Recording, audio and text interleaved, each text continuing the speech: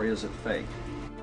I grabbed a frame in the computer and we're outputting it now in digital format, and you can see that we have an absolutely solid picture. What we've done is taken the picture and moved it over so that we can look at the information that's in between the frames. Now, when we look at the motion video, we can see that it still is not bad. And when we have this little indicator down here, it tells me that the original image was transferred using some kind of time-based corrector. These are video screens up here, television, video monitors, and they're off at an angle. If this was shot using a video camera with lines on it, we would see moire patterns up there, and we don't see the moire patterns. So there's a probability that this was shot originally on film, possibly a film stock like 7252 or 7247, depending on the lighting. The idea that these images may have originated on film is in direct contradiction to Victor's statement that the interview was shot on video.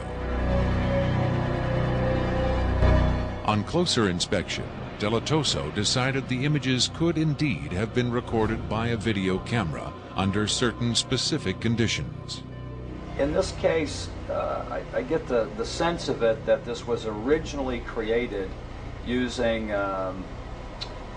either film, transferred telecine to beta, that then this is the third generation, or it was taped under very low light conditions with the video gain boosted probably 12 dB. Even the emotionless analysis of a computer cannot provide a definitive answer. Delatoso's efforts yield tantalizing hints, but in the end they only increase the mystery. One of the key things about this creature are its eyes.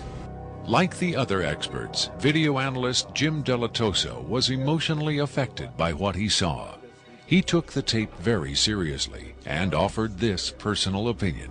If someone faked this, I don't like these people. I think it's a bad thing for people to do, because if extraterrestrials come here, it's an incredibly important thing to understand who they are and why are they coming here. If this is not faked, I think we've got a glimpse here of a sense of communication with someone who came from a long distance away.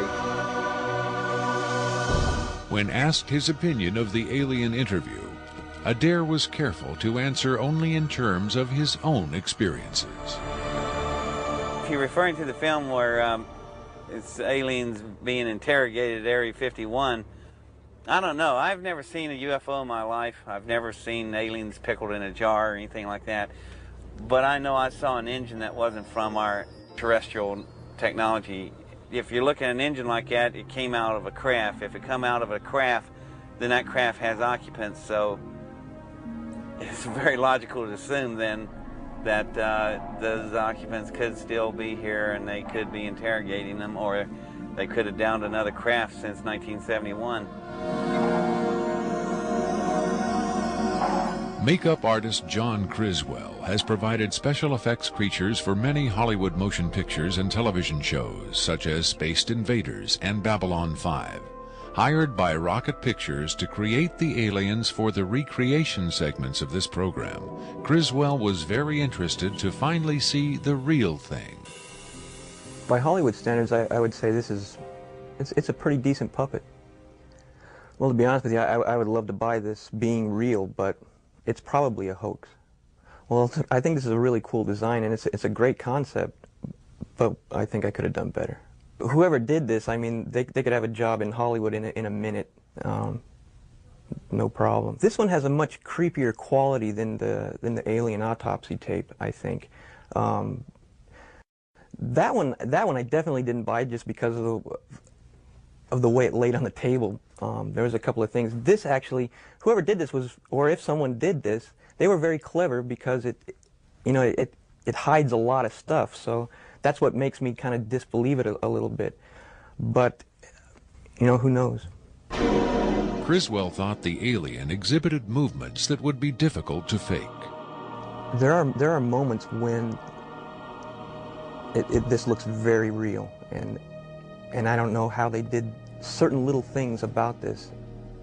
So right when I would say that it's definitely a puppet, he moves a certain way, or he'll lift up in the frame and all that, and all these little things are important to the, you know, to the character of it. Academy Award winner Rick Baker is one of Hollywood's reigning masters of makeup effects. He transformed Eddie Murphy into a 300-pound man for The Nutty Professor and has created monsters for countless films, including An American Werewolf in London and the UFO-related Men in Black. Baker dismissed the tape as a fake. Yeah, this doesn't fool me. I don't buy this. I think this is a puppet, and you've got a table in the foreground. It's hiding the rest of its body. You've got some kind of, whatever that instrument is in the foreground, it's also lit very mysteriously. I think if you were going to record this alien, you would want to see it, and you wouldn't want to hide it behind a table, and you would light it in a way that would show up much more than this. This particular movement, this head-jerking movement here especially, looks very puppety to me. It looks a little overdone and very much like a guy with his hand inside this thing maneuvering it. I guess he's supposed to be ill here. Is that what's going on? It just looks like they went to a great deal of effort to hide as much of the anatomy other than the head on this puppet, and I just don't buy it. I would be willing to stake my reputation on the fact that I think this is a hoax. It's very interesting to see, though. In Baker's opinion, there was no controversy at all. It's a fake, in my opinion. We could build better. We have built better. UFO expert Robert Dean, on the other hand, had no doubt whatsoever that the tape was authentic. This is powerful because this is not a staged event. This is real. In the 1960s, Robert O. Dean served as an Army intelligence analyst at NATO headquarters in Europe, where he claims to have seen first-hand evidence of alien beings and their artifacts.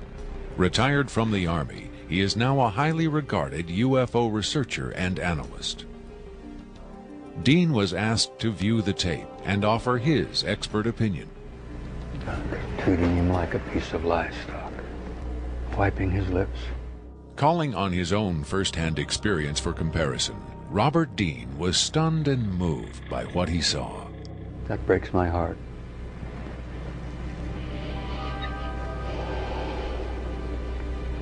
I think you've got yourself a piece of legitimate footage here, and I think you've got your hands on some pretty sensitive material. I don't know how the hell you got this. I don't know who you got it from, and frankly, I don't want to know who you got it from. But you got yourself a tiger by the tail with this footage. I would say, and I know that that's one of the things you ask of me, is that you've got yourself some legitimate footage of one of the little guys being interrogated and filmed. And there's a reality to it, and there's a sensitivity to it that literally breaks my heart. But I tell you very strongly, you've got something here that is very sensitive. Well, I know that the level of classification on this kind of a thing is so far damned above top secret that you can't imagine how sensitive this kind of thing is, and how delicate it is, and how tightly the government sits on anything like this. Sean Morton looked for clues to the tape's authenticity in the technical details of the interview's setting. Okay, there's a couple of interesting things about the tape right off the bat. Morton tried to decipher the time code at the bottom of the screen. First off, what you're looking at in the time code is DNI's Department of Naval Intelligence. So Department of Naval Intelligence, this would probably be a file number 27. It could be a security level, however, because security levels are supposedly go up to Q36, or the highest ones that we know about. The first interesting thing about that is that I'm noticing what looks like a medical monitor, and look at how slowly and erratic the heartbeat is. The heartbeat is literally 1, 2,